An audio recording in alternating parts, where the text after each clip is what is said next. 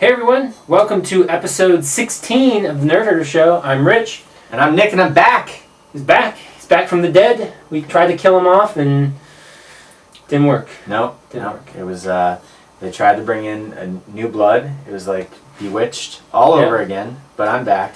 Better than ever. Yeah. Okay. Wow. Good start. Yeah. And we're the Over a Beer guys. Yeah, we're from the Over a Beer channel, so, like every week, we drink it over a beer. Today, we are drinking Sensi 2015 6 Point. Mm-hmm. Sensi Harvest. Established in 2004. Mm-hmm. It's a 2015 beer. Like you said before we started, what better way to kick off a new year than drinking beer from last year? Yeah, so let's do it. Yeah, Crack it open.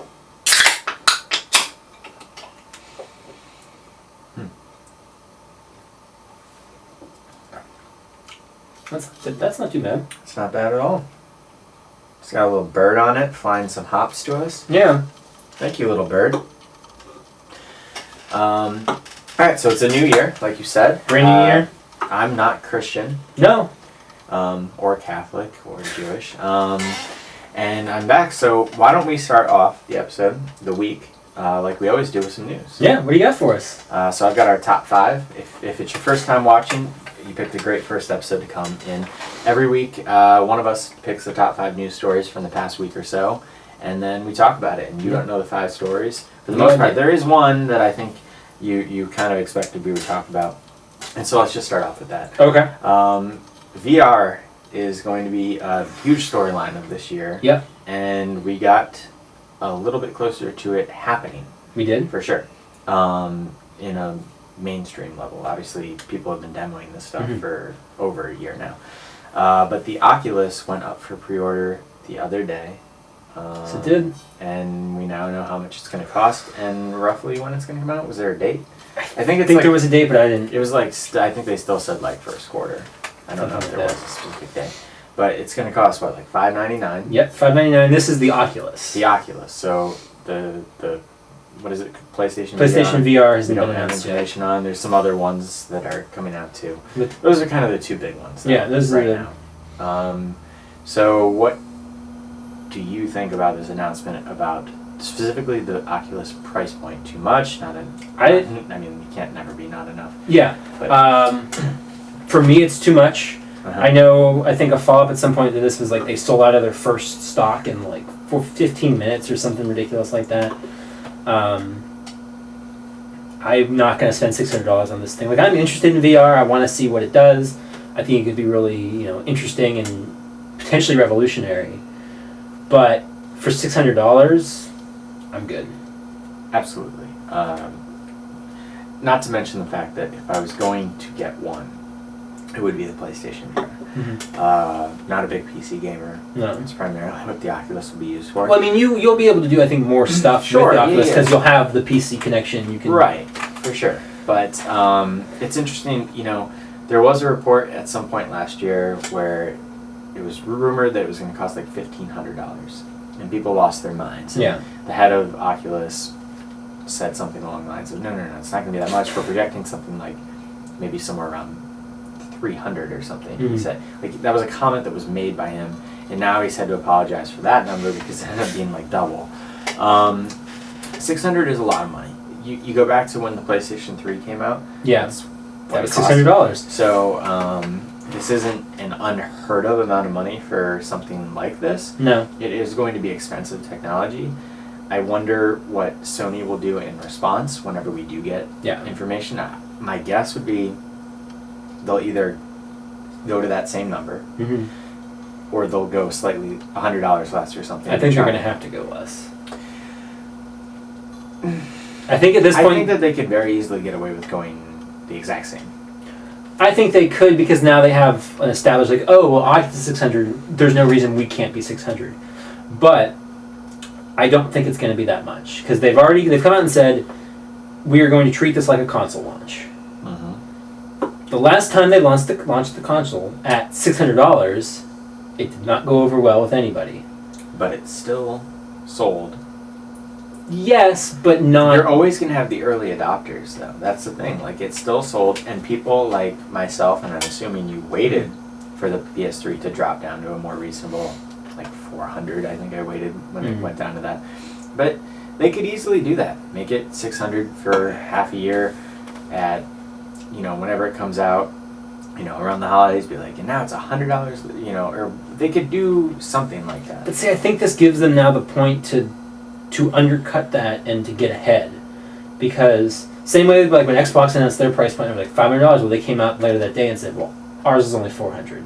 So I think it's very possible for them to be able now to come out and say, well, PlayStation VR is out this day, these are the games out for it, and it's going to cost $4.99 or $3.99. I think that no matter what they do, it has a very great chance of catching on higher than Oculus. I know Oculus is the name that people know. Yeah. Right now, like, I think if you were to ask, maybe not your grandmother, but if you were to ask somebody who didn't know much about this stuff, but they probably heard about Oculus because of Facebook and everything and the big purchase that was made there. But I think that PlayStation VR has a better chance of catching on because PS4 is the system right now. Yeah, there's And 39 holiday numbers million were or something insane out there right now. Yeah, So they just reported that. I think that these things go in waves, and right now, I think with Xbox 360, that was the cool thing to own, and right now, PlayStation is the cool thing to own. So I think that PC gamers are always going to be out there for the Oculus. And stuff like and that. people But, people will get this. And there may be tech people who aren't necessarily into gaming, but are like, I gotta have the most tech, and they will go with something like Oculus. But I think you have enough of install base now on PlayStation to. Yeah, I think that this will that. be a thing that does catch on over the next year. In 2016, the question will be is, how is it truly? Well, obviously tech people that have previewed this and we've heard are wowed by it. That doesn't mean that your general public will be. Yeah. They won't appreciate the technology in the same way. And so will this be a fad, like motion control?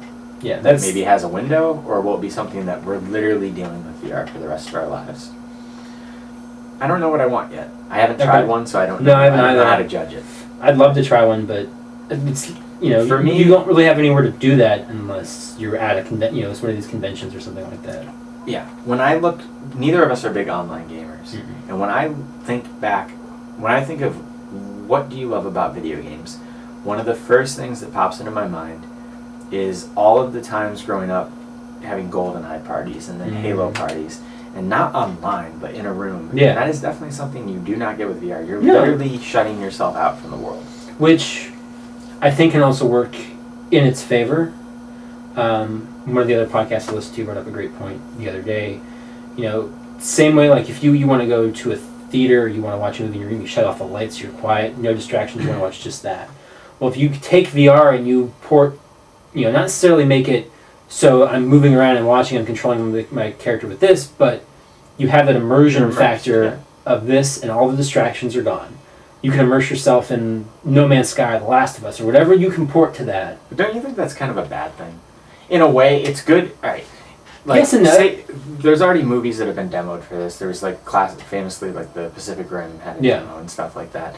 And there's talk about filmmakers already thinking about ways to use this. And that'll be really cool. And it would be cool in a movie theater if everybody just put one of these things on. And then you couldn't see the guy on his phone. You couldn't hear the woman coughing because the speakers are in your ears or whatever. And go back to our movie theater etiquette episode and see all the things that piss us off. All that would be eliminated, and that'd be cool. But we also already live in a time where every single kid has a smartphone. Yeah. And I don't know if that's a bad thing or a good thing, but people have already forgotten how to have a conversation. Yeah, that's true. And if we're literally now having people just shut themselves out from everyone, that could get even worse. Yeah, it's going to end up being like in WALL-E. Like in WALL-E. Yeah. Or, like Gamer or whatever that movie was, just stuff like that. I wonder if that's a great thing, but I mean, we're not really arguing the ethics here. No. I don't care if your 5-year-old has an iPhone. I really don't. No. But I'm just saying that is something that is happening, and it could get even worse. But it would also cut the distraction. So if I'm sitting there and I'm immersed in a story, my phone goes off, or I hear there's a car alarm going off outside, or there's this or that, and I'm like, oh, I guess I better text this. I'm here. I'm in this story. That's it. But you also that might be another reason that people don't like it. Because people can't stand not looking at their phone every 2 seconds. That might be a reason that it might not catch on. But it'll be interesting. So we got our price point, and that was probably the number one. So here's my question for you before we move on. You are more interested in getting the PlayStation VR. Yeah. What is the price point for you that would make you be a day one adopter? Or even, I guess, even an adopter. Probably nothing. Okay. I like to be an early adopter on most things. But with this, having never tried it, I would not get it. Okay. If I keep waiting for, it to just be demoed at every Best Buy across the country or something like that. And it hasn't happened. Well, I think if they're smart, they'll try to do something like that maybe at E3 and be like, kind of like Nintendo does, where it's like, you can go out to your local Best Buy and you can try this out. Yeah.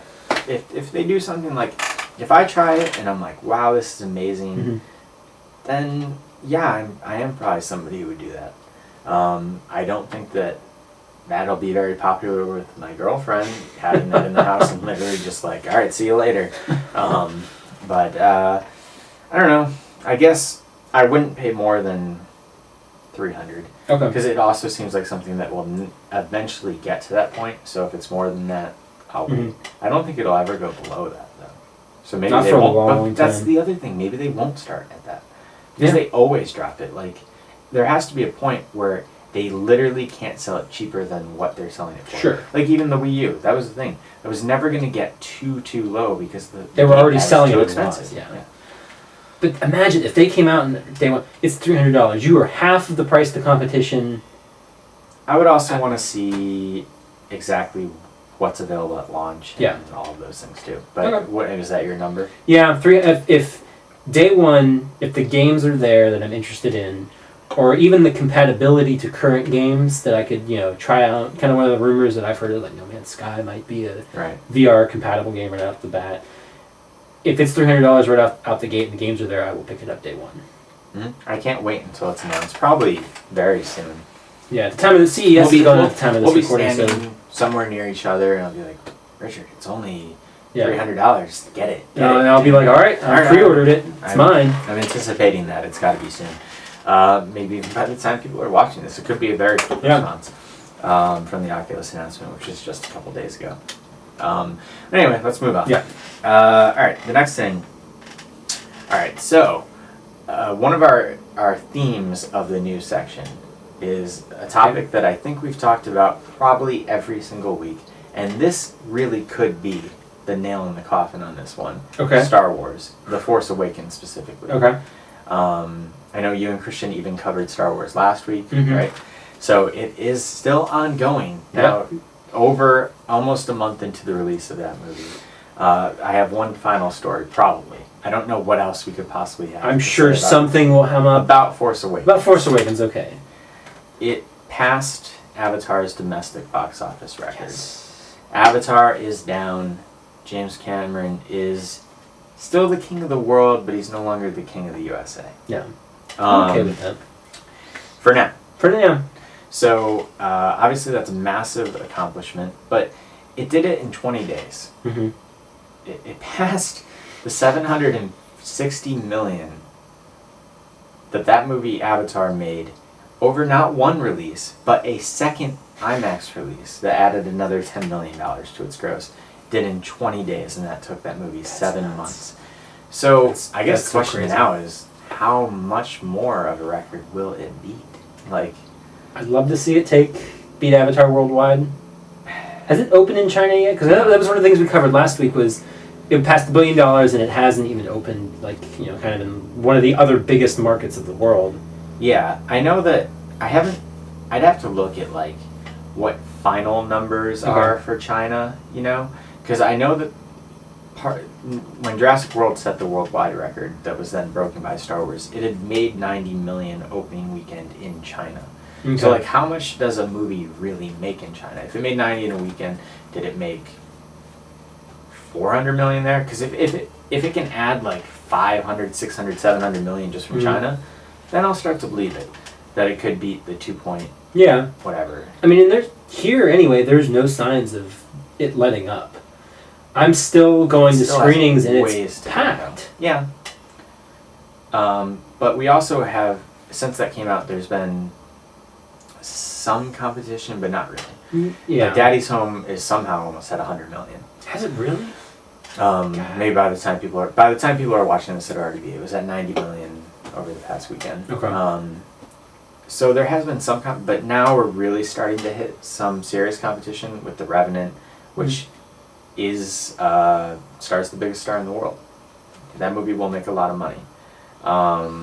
There's some other stuff coming up, like 13 Hours, the Michael Bay movie. So there will be stuff that starts to kick into that that wasn't there before. Once awards nominations come out, people will start going to see those movies. I hope it beats Avatar, though, and I just wanted to, the news is that it beat it here, and that's one of the number one things I wanted to see happen. People weren't sure that it was going to happen. There were literally people that were saying it's going to have a huge opening weekend, but I just can't see it making $760 million in the U.S.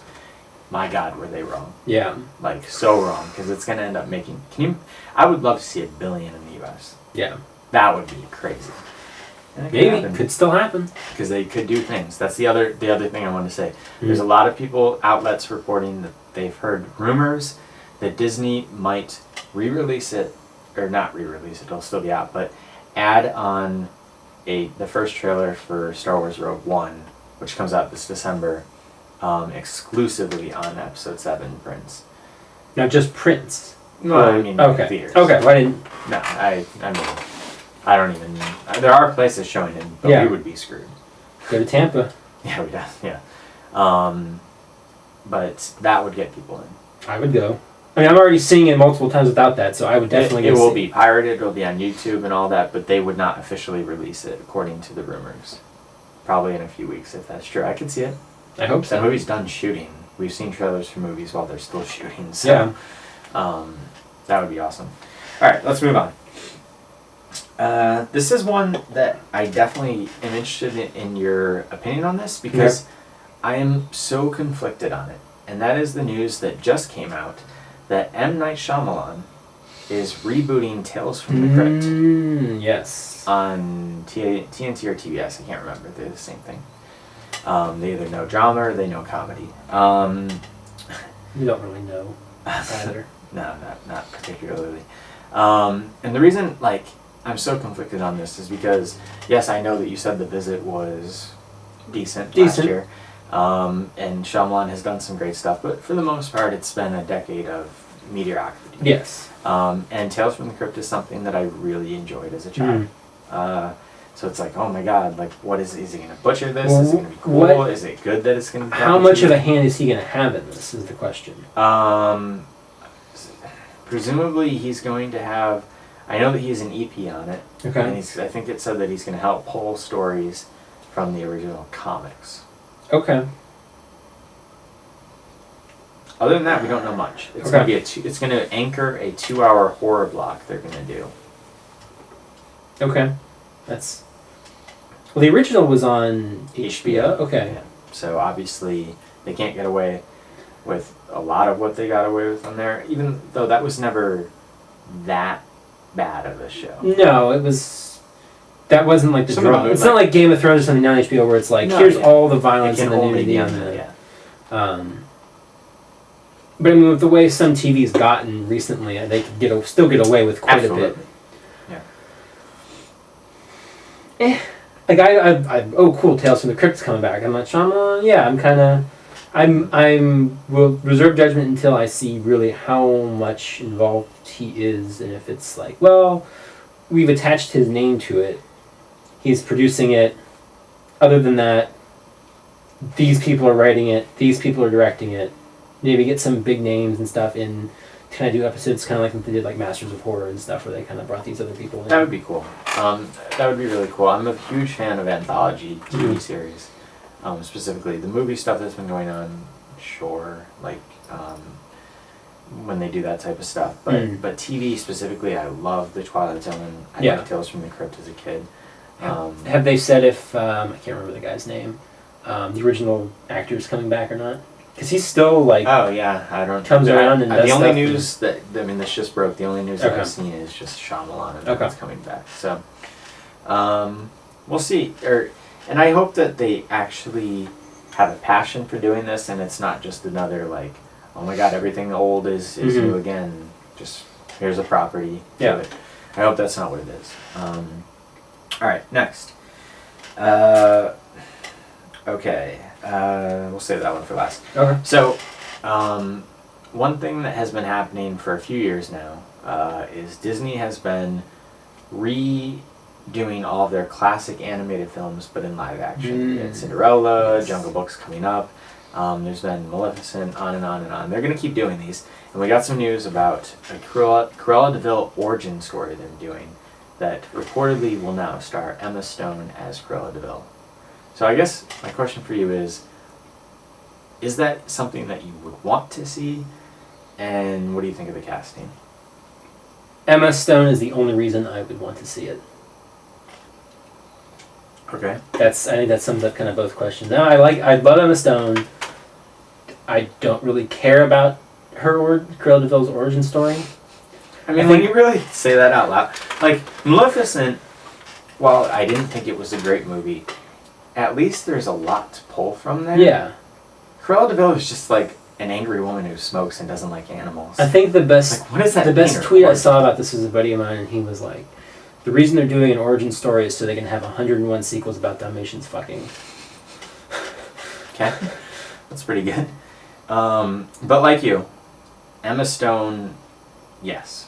She's great. I would yes. watch her in it, whatever. Yeah. That excites me.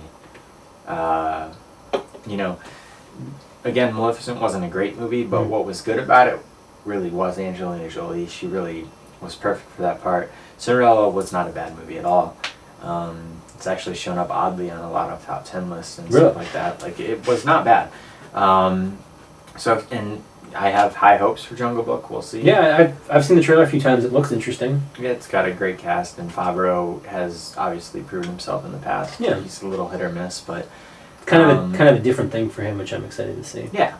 But Emma Stone, sure. That could be really good. It could be a real, like, showy, chewy, over-the-top role for her. Mm-hmm. And that's different than a lot of what she does. Yeah. So it'd be cool to see that. But you can already kind of just see the course of the movie. Like, she's probably going to start off good, but something makes her that bitter and hateful. She gets attacked by puppies and vows to kill them all. Or yeah, I hope it's really dark. Like, somehow puppies ended up killing her family. That dog ran in front of my parents' car and they crashed it trying to avoid it, and now I'm mad at dogs forever. That would be wonderful. All right, and our last story is a rumor came out this week about Nintendo's upcoming system, codenamed the NX for now, that we might see proof of concept and all that, find out what this thing is, even before E3, which has been the speculation, as early as March of this year, with an expected shipment of this year, holiday of 2016. Okay. So we might know what this thing is in as soon as a couple months, when we originally were hoping we might hear something at E3. Yeah. So what do you think of this? I think it's kind of in line. I think it fits better now because the rumor and kind of the assumed. The assumption at this point is yes. Like, everyone's just kind of jumped on that. Without them even saying anything, they've jumped on the fact that NX is coming out this year. And everyone kind of then assumed, well, they're going to keep it secret for the next 6 months, and at E3 they're going to say, here's Nintendo, here's NX, whatever it ends up being called, here's what it's going to be, here's the games, it's out 2 months, pre-order it, whatever. But this now gives them a little more time to build kind of the momentum and the hype that releasing it at E3, you can do it with a game. They did it last year, like with Fall. You can do it with a game that's, okay, this is coming out in 3 months, and great.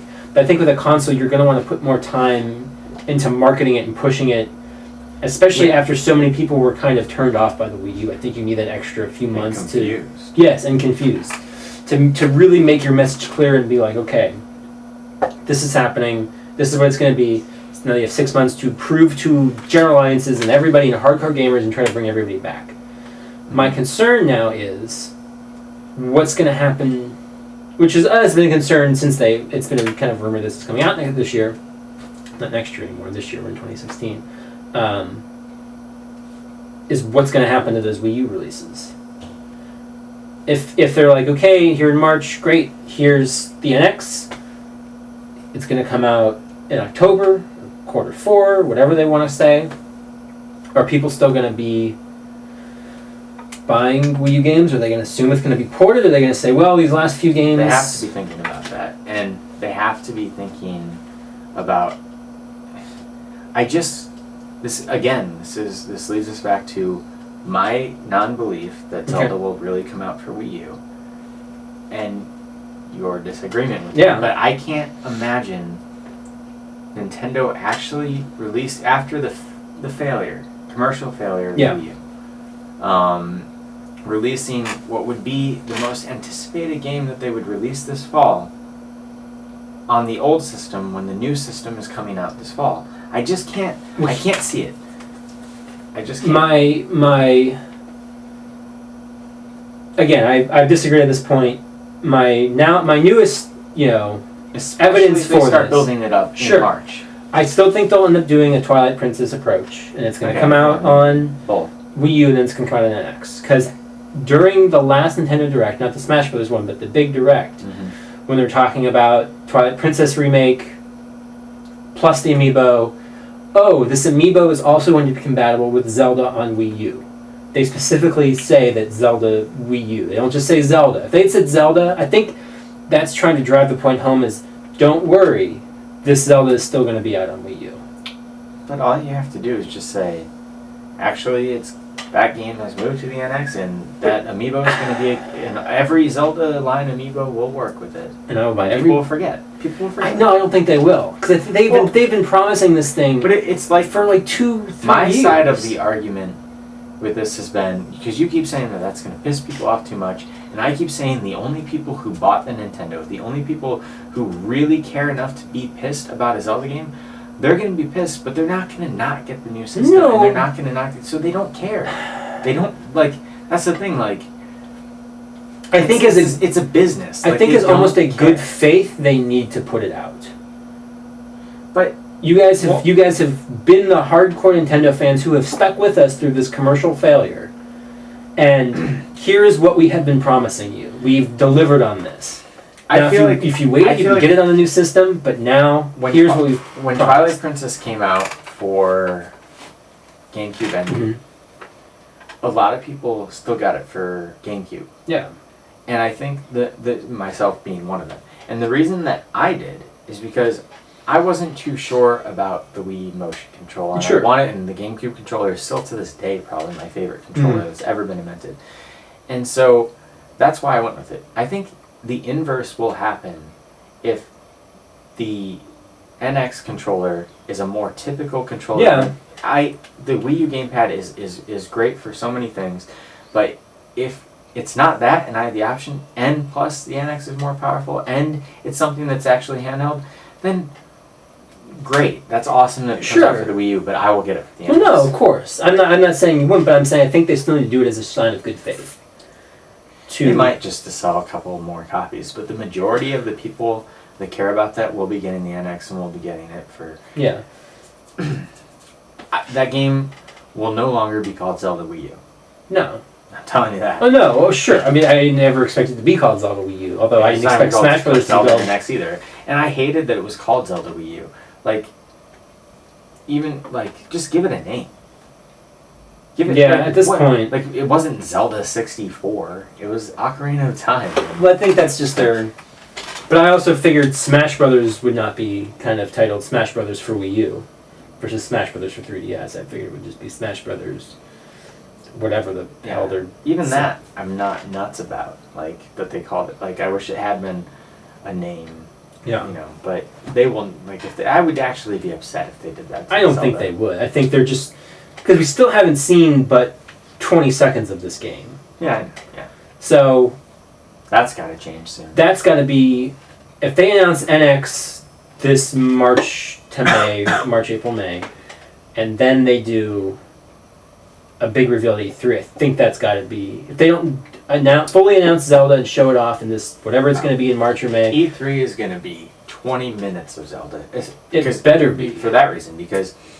If not, they usually do an hour presentation. Mhm. If they saved revealing the NX for that takes up half of it. Yeah.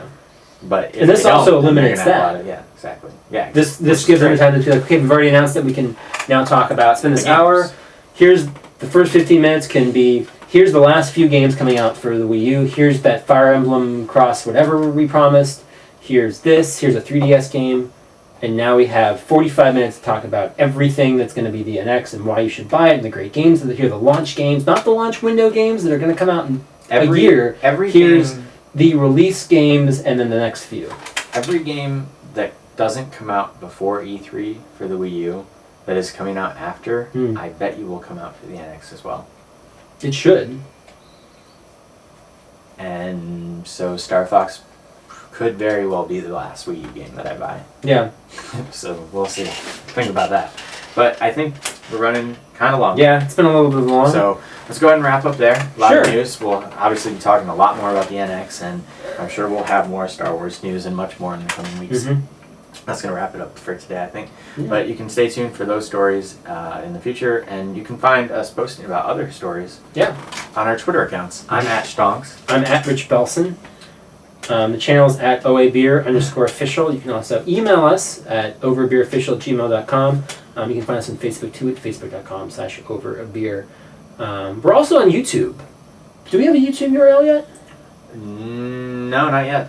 No, we don't. But this is the year. This is the year. This is the year of the YouTube custom URL.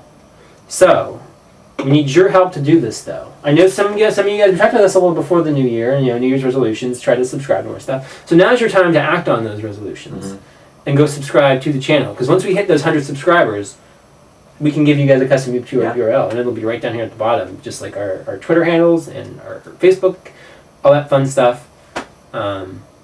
So we need you to make that happen. Only you can prevent forest fires and subscribe to our channel. Yeah, so if you do like these, please share them with your friends and subscribe. Share it on Facebook, whatever the case may be. Until then, we'll see you guys next time.